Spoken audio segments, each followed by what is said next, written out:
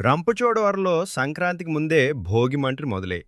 Ambulance ప్రారంభోత్సవంతో మొదలైన చిన్న రగడ ఇప్పుడు నియోజకవర్గంలో పీక్ స్టేజ్కి చేరింది. మాజీ ఎమ్మెల్యే ధనలక్ష్మి, ఎమ్మెల్సీ అనంతబాబులకు sitting MLA Sirish Devi mass warning ఇచ్చారు. అసలు కథ ఎక్కడ మొదలైందంటే ఎమ్మెల్సీ అనంత ఉదయభాస్కర్ అంబులెన్స్లను ప్రారంభించారు. కానీ అక్కడే అసలు వివాదం రాజుకుంది.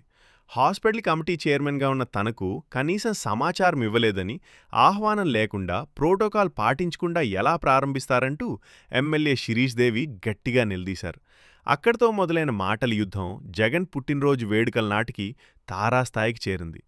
జగన్ జన్మదినోత్సవం రోజున ఎమ్మెల్సీ అనంతబాబు, ఎమ్మెల్యే శిరీషపై పలు ఆరోపణలు చేశారు.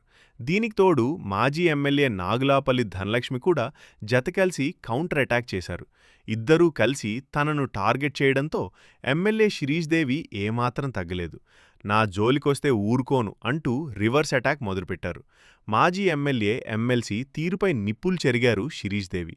ప్రోటోకాల్ పాటించకపోవడమే కాకుండా తనపై వ్యక్తిగత విమర్శలు చేస్తున్న వారికి గట్టిగానే బుద్ధి చెప్తానంటూ హెచ్చరించారు.